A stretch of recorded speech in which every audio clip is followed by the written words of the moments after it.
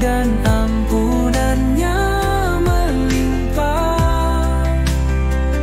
Kita sujud dalam doa dan takwa,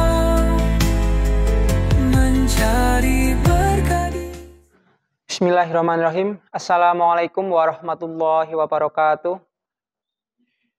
Alhamdulillahirabbil alamin, wassalatu wassalamu ala asrofil anbiya'i wal mursalin wa ala alihi wa ashabihi ajmain, amma ba'du. Pertama-tama, marilah kita panjatkan puja dan puji syukur kita kepada Allah Subhanahu wa taala yang hingga saat ini masih memberikan hidayah kepada kita, masih memberikan kesempatan bagi kita untuk melaksanakan kewajiban kita sebagai muslim, yaitu untuk beribadah kepada Allah, dan masih memberikan kita kesempatan untuk bertobat di setiap harinya. Tak lupa sholawat serta salam semoga selalu tercurahkan, semoga selalu tersampaikan kepada junjungan kita, kepada pemimpin kita Rasulullah Muhammad SAW, yang semoga kita termasuk para pengikutnya yang akan mendapatkan syafaatnya nanti di hari akhir kelak. Amin. Pada kesempatan kali ini, marilah kita merenungi sebuah doa, sebuah zikir yang diucapkan oleh Nabi Yunus alaihissalam ketika beliau menghadapi kesulitan, menghadapi kemustahilan yang luar biasa, yaitu ketika beliau berada di dalam perut ikan di dasar lautan. Dalam sebuah hadis, Rasulullah SAW bersabda, doa yang diucapkan Nabi Yunus saat berada dalam perut ikan adalah doa yang jika dibaca oleh umat muslim dalam suatu urusan, maka Allah akan mengabulkannya. Hadis riwayat Tirmidzi yang disahihkan oleh Al-Albani. Doa tersebut adalah la ilaha illa anta subhanak inni kuntu minadz zalimin. Yang artinya tiada Tuhan selain Engkau, Maha suci Engkau, sesungguhnya aku termasuk orang-orang yang zalim. Dalam doa ini atau dalam zikir ini terdapat tiga bagian. Yang pertama yaitu la ilaha illa anta, yang artinya tiada Tuhan selain Engkau, yang memiliki arti atau memiliki fungsi, memiliki maksud sebagai bentuk penghambaan kita kepada Allah, sebagai bentuk pengakuan kita bahwa tiada Tuhan yang berhak disembah kecuali Allah. Lalu yang kedua yaitu subhanak. Ini bentuk pengagungan kita kepada Allah, bentuk pengakuan kita bahwa Allah lah yang maha suci. Yang terakhir yaitu inni kuntu minadz zalimin, yang artinya sesungguh aku termasuk orang-orang yang zalim.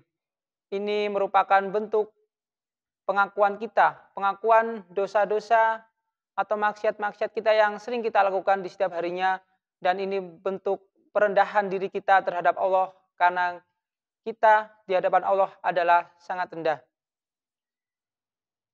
Pelajaran dari zikir tersebut atau doa tersebut adalah yang pertama, kesulitan adalah ujian, bukan akhir dari segalanya. Kita mengetahui bahwa dalam kisah Nabi Yunus yang ditelan oleh sebuah ikan raksasa ketika beliau meninggalkan kaumnya dalam kondisi marah, lalu dalam perut ikan tersebut beliau merasakan takut, tetapi beliau tetap percaya bahwa pertolongan akan datang dari Allah. Lalu beliau mengucapkan zikir ini, la ilaha illa anta subhanak inni kuntu minadz zalimin, sebagai bentuk percaya, sebagai bentuk permohonan kepada Allah atas pertolongan yang sangat diperlukan kepada Nabi Yunus dalam saat itu. Lalu yang kedua, zikir ini adalah kunci dari pertolongan Allah. Allah Subhanahu wa taala berfirman setelah menyebutkan doa Nabi Yunus di atas, yang artinya maka kami kabulkan doanya dan kami selamatkan dia dari kedukaan. Dan demikianlah kami selamatkan orang-orang yang beriman. Quran Surat Al-Anbiya ayat ke-88. Ayat ini menegaskan bahwa siapapun yang beriman dan siapapun yang memohon pertolongan kepada Allah, Allah pasti akan memberikan pertolongan. Allah pasti akan memberikan jalan keluar di setiap kesulitan, di setiap ujian yang kita hadapi. Lalu yang ketiga, yang bisa kita ambil dari zikir ini yaitu mengakui kesalahan dan bertaubat. Dalam doa ini Nabi Yunus alaihissalam tidak hanya meminta pertolongan, tetapi beliau berintrospeksi diri dan mengakui kesalahannya dengan kalimat inni kuntu minadz dzalimin, atau yang artinya sesungguhnya aku termasuk orang-orang yang zalim. Ini menunjukkan bahwa ketika kita memohon pertolongan kepada Allah, maka kita harus mengakui bahwa kita manusia ini hanya seorang makhluk yang lemah, yang tidak bisa melakukan apapun kecuali dengan bantuan Allah. Lalu bagaimana kita mengamalkan zikir Nabi ini dalam kehidupan sehari-hari kita? Yang pertama, jadikan zikir ini atau doa ini rutin di kehidupan kita. Ucapkan zikir ini mungkin ketika kita dalam pekerjaan ataupun dalam berpergian ataupun ketika kita di rumah melaksanakan kegiatan rumah tangga yang lain. Yang kedua, gunakan zikir ini sebagai bentuk introspeksi diri. Jangan hanya meminta pertolongan, tapi kita juga perlu mengakui kesalahan-kesalahan, mengakui dosa-dosa yang telah kita lakukan. Yang ketiga yaitu, yakinlah bahwa Allah akan menolong di setiap kesulitan yang kita hadapi. Sebagaimana Allah menolong Nabi Yunus dari kegelapan perut ikan dan lautan dan malam yang sangat pekat.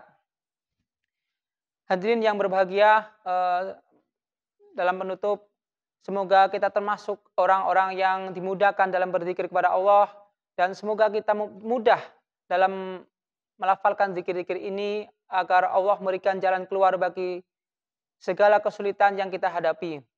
Mungkin itu saja yang dapat saya sampaikan. Ada baiknya datang dari Allah dan ada kurangnya dari diri kami pribadi. Sekian, billahi taufiq wal hidayah. Wassalamualaikum warahmatullahi wabarakatuh.